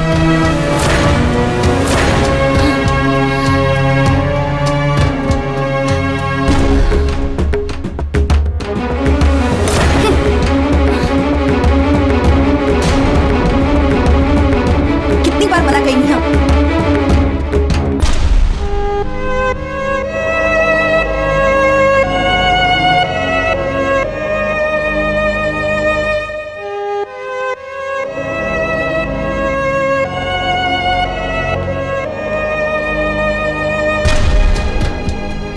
कुछ बुझ लू केहू जहर पिला दी ऊ हमरा के ना तोहरा के कहले बिया। अरे इतना निर्दयी तो तू ना बाड़ू तो कर लेगा के जहर पिलेबू।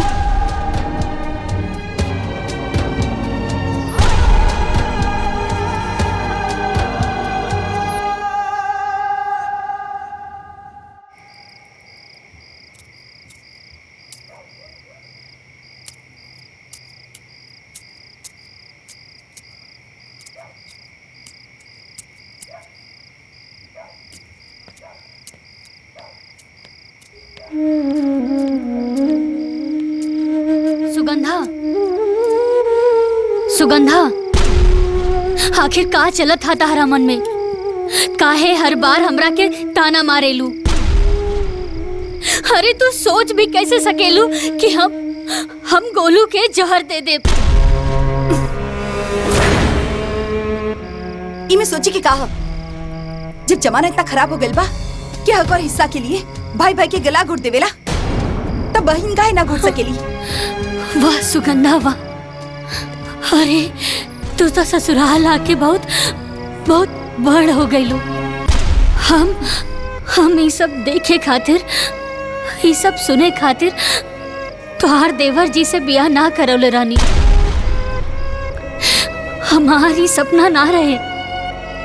अरे हम तो यही सपना देखनी अपन एक आँख से हम तोहार सुख देखनी और दूसर आँख से हम अपन सुख देखनी। हे सुगंधा अरे हमहू एगो माई हई और एगो माई लइका के जन्म देवेली जन्म छीनेली ना। सुगंधा अब तो हमार बहन ना हो।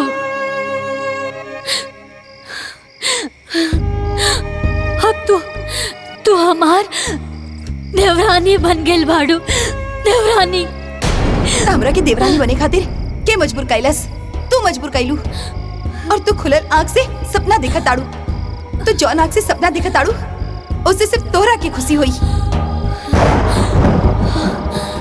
अगर अपन एक आँख से भी हमार खुशी के सपना देख ले रहती तो कबो भी 100 रुपया की चप्पल खातिर मना न कर ले रहती। हमार लड़का के भविष्य के बारे में अगर सोच ले रहती तो ओकरा के प्ले ग्रुप में जाए से मना न करती। तो सिर्फ और सिर्फ अपन पति अपन लड़की और खुद के बारे में सोचेलू। और सच्चाई तो ये बा कि तू हमके एक घर में ब्याह के एक हाथे लेके आल बाड़ू ताकि हम ई घर के नौकरानी बन के रही और तू ई घर के मालकिन बन के रहा।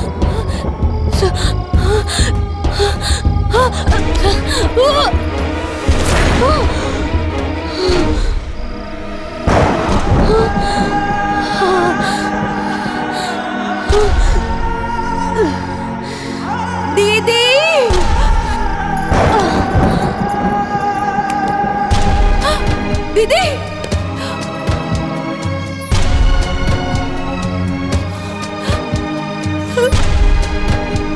दीदी काबिल, दीदी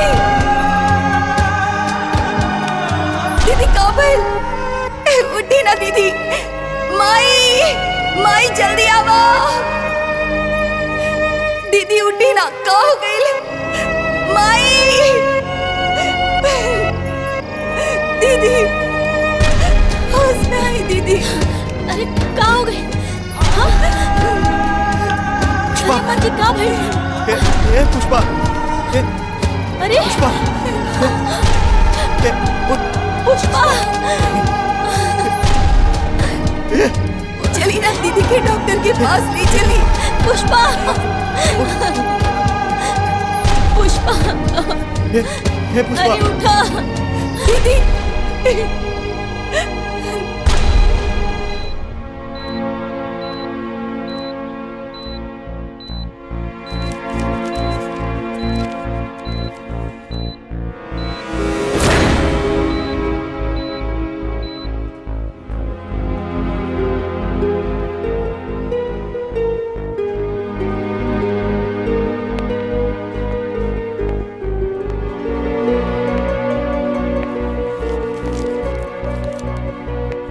डॉक्टर साहब कैसन बड़ी पुष्पा?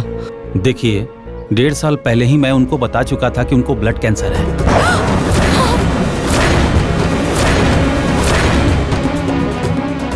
और उनका कंडीशन लास्ट स्टेज तक पहुंच चुका है।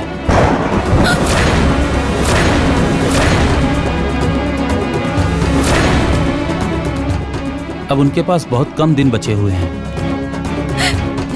इसलिए उनको घर ले जाइए, खुश रखिए। परिवार में जितने दिन रहेंगे उनके लिए उतना ही अच्छा होगा।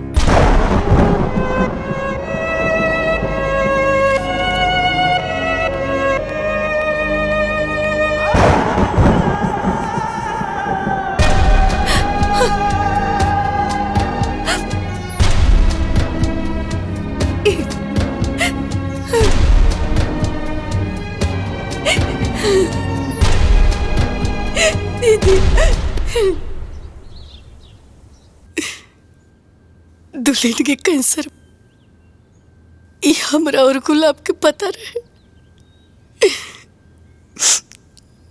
दुल्हन ये बीमारी के टेंशन में बहुत रहे लगली। नैहर की चिंता, ससुराल की चिंता, तेरा ब्याह की चिंता, गुड़िया के परवरिश की चिंता कि उनका बाद उनका गुड़िया के ध्यान रखी, घर के ध्यान रखी।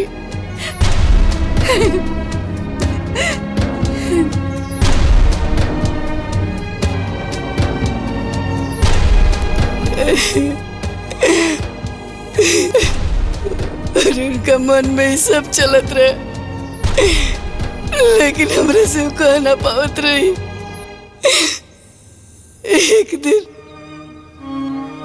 एक दिन हमरा से कहली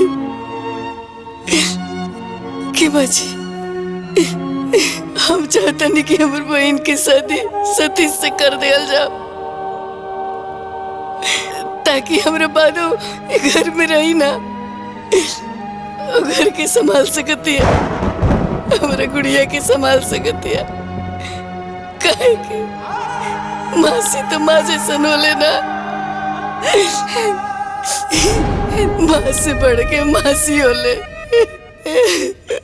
अगर दूसरी लड़की ये घर में अगर देवरानी बन के आई तो पता न कैसे ही घर में रही। हम इस सोच के ही रिश्ता के फौरन हाँ कह देली कि दुल्हन के गैला के बाद गुड़िया के माई की कमी महसूस ना होए। ज्यादातर लोग एक बात कही, हम बहुत लाचार हो गई। हम वो सास है कि जे अपना पतों में भेद कैलाश कायदे से निकल जाओ।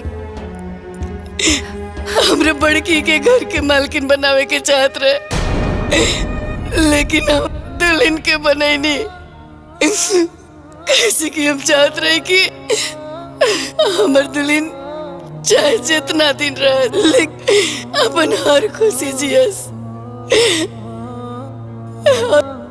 हमर दुल्हन में मालकिन बनने के जिम्मेवारी संभालने की सारा गुण रहल। ऐसे हम उनका के घर के मालकिन बनेनी और वो आज तक घर के बहुत अच्छे से संभाल के रख ली, क्योंकि कोनो चीज की कमी ना हो के दे।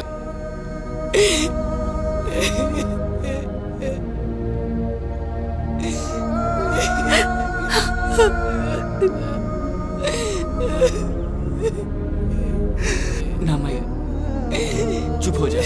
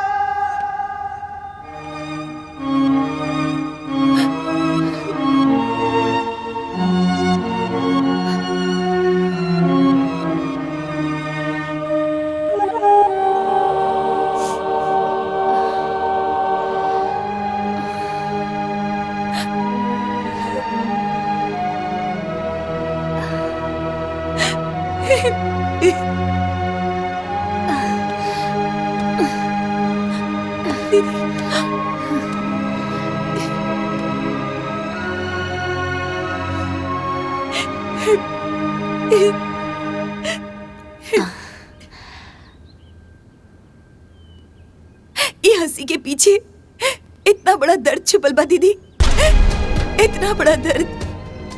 तू तो हमसे हर बात बतावेलू, तो फिर ईराज हमसे काहे छुपावले दीदी, काहे? सुगंधा, तू तो अपना दीदी के बचपन से जाने लू ना। वो अपन सुख सबके साथ बांटेली, लेकिन अपन दुख ना। हमारी बीमारी कैंसर हम तोरा के बाबूजी से माई से हे खातिर ना बताऊनी कि कहीं तू लोग बहुत परेशान ना हो जाओ। दीदी तू कितना महान बाड़ू, तू कितना महान बाड़ू दीदी। हम तो छोट बहन होके भी हम तोरा के इतना उल्टा सीधा बोल देनी, तोरा साथे जबान लड़ौनी, हम तोरा के का कह देली दीदी। हमरा के माफ कर दे दीदी, हमरा के माफ कर दे दीदी। तू हमरा के छोड़ के कब मत जाइए दीदी, कब मत जाइए दीदी। तू हमके मारा, डांटा और उल्टा सीधा बोल दो, हम कुछ न बोलब दीदी, हम कुछ न बोलब। बतावा दीदी, तोरा के का खाए की मन बा? कचौड़ी, पूरी, हलवा दीदी, तोहर जौन मन करी हम उस सब बना दे। बस दीदी तू एक बार बोला, तोहर का मन बा? ए दीदी, तू हमरा से नाराज नहीं खुना? बहन, जब दिल में कोनो नाराजगी ही ना बा तब माफी कैसन?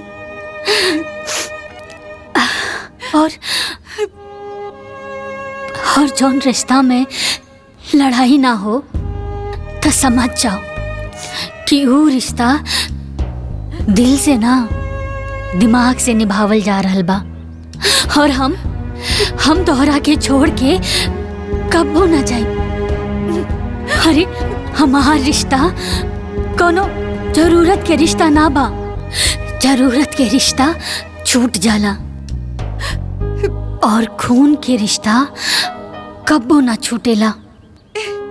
और हमनी दोनों बहन के रिश्ता त खून के बाना,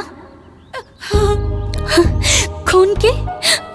हाँ, अब सुना, अब तू ई रिश्ता छोड़ा और हमार मन के बात सुना। हाँ बोली दीदी। और हमार मन के बात यही बा कि तू हमरा खातिर आलू वाला कचौड़ी, गोभी के सब्जी और सूजी के हलवा बना के खियाबू।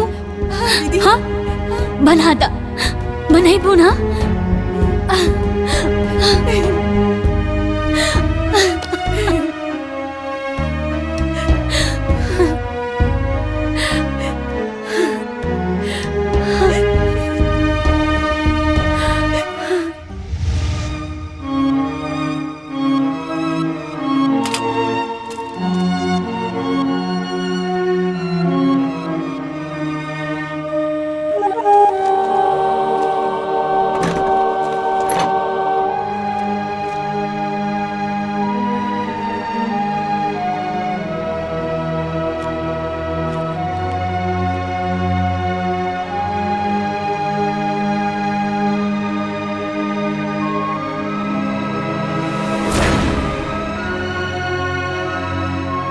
दीदी आज ई तरफ पूरा परिवार के एक साथ काहे बुलाव दिया? हमरा के तो कुछो नहीं खे पता।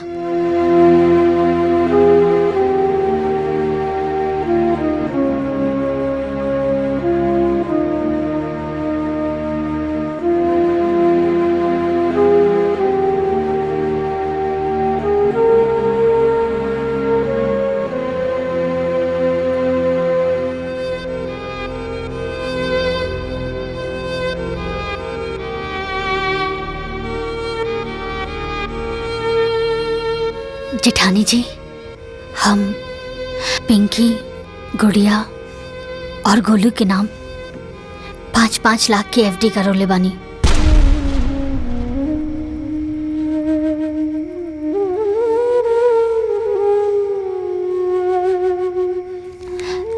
ई उहे के पेपर हा, रवा संभाल के रखी।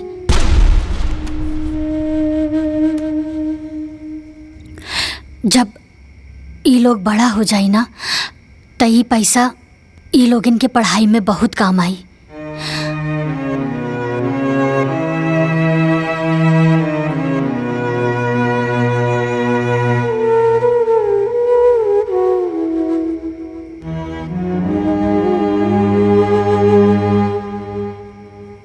सुगंधा, हम तोहरा से कहले रहनी ना कि समय अइला पर हम तोहरा के पाई पाई के हिसाब दे।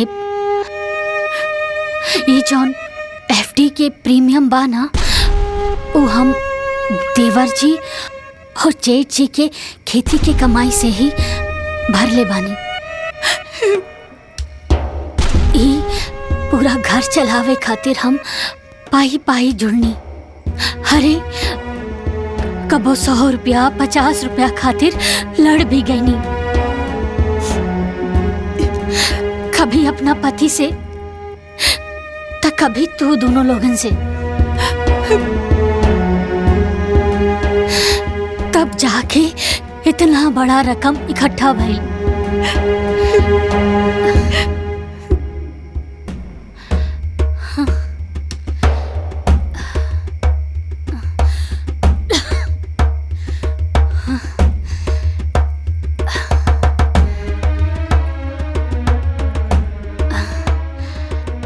जेठानी जी, अब हमरा अंदर इ घर के मालकिन बने के हिम्मत नहीं के बचल।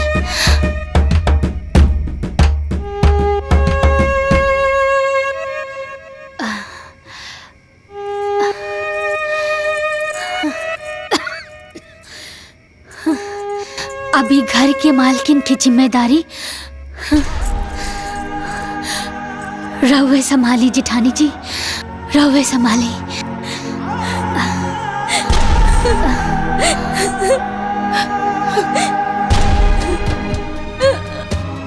हमरा के माफ कर दे पुष्पा, माफ कर दे। हमरा से बहुत बड़ भूल हो गई बा। हम तोरा के गलत समझनी। तू दोनों बहनी के झगड़े में आग हम लगावनी है।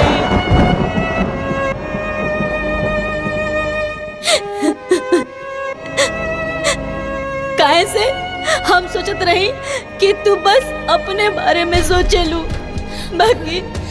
बाकी आज जवन तू इस सब के लिए कैले बाड़ू। अगर हमार सग बहन भी होखी ना तो कबो ऐसा ना करी, कब ना करे। अरे जेठानी जी संभालिए अपने आप के। वैसे भी बेगुनाह के दिल ना बहुत छोट होला, लेकिन जब केहू से माफी मांग लेना ना तो ऊ बहुत बड़ हो जाला। और राउर आँखी के आंसू ये बता रहल बा कि राउर मन में अब कौनो मैल नहीं खे। रहुआ के माफी मांगला के कौनो जरूरत नहीं खे, कौनो जरूरत नहीं खे।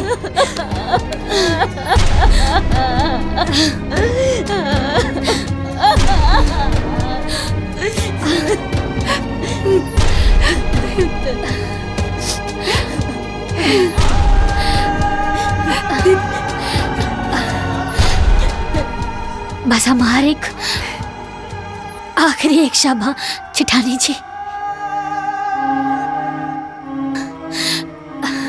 ई सुगंधा छोट हवे, थोड़ा जिद्दी बाड़ी, लेकिन दिल के बहुत अच्छा बाड़ी।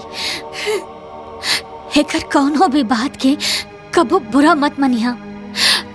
एकर हमेशा ख्याल रखिया अपन छोट बहन समझ के।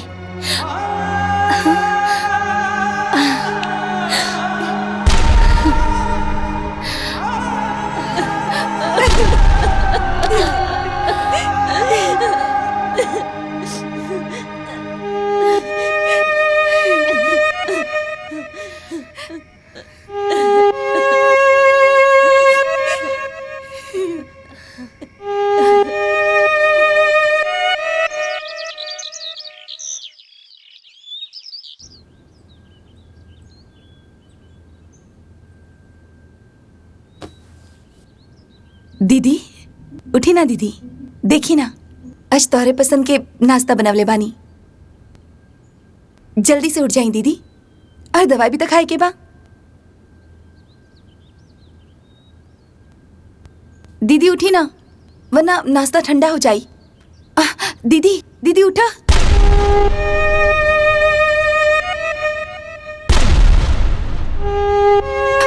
दीदी दीदी दीदी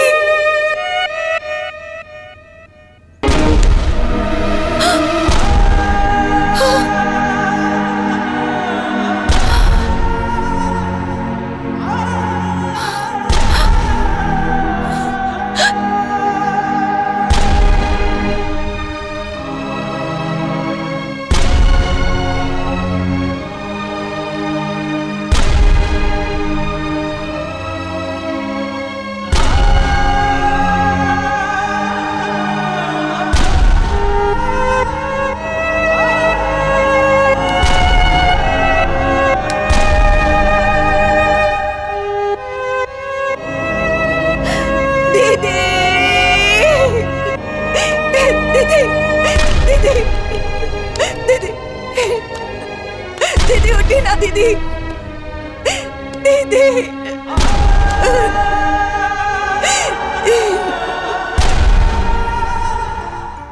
पहले के मर्दा शान से जिए बन के पानी दहार, आज के मर्दा औरत से भी ज्यादा करे सिंगार।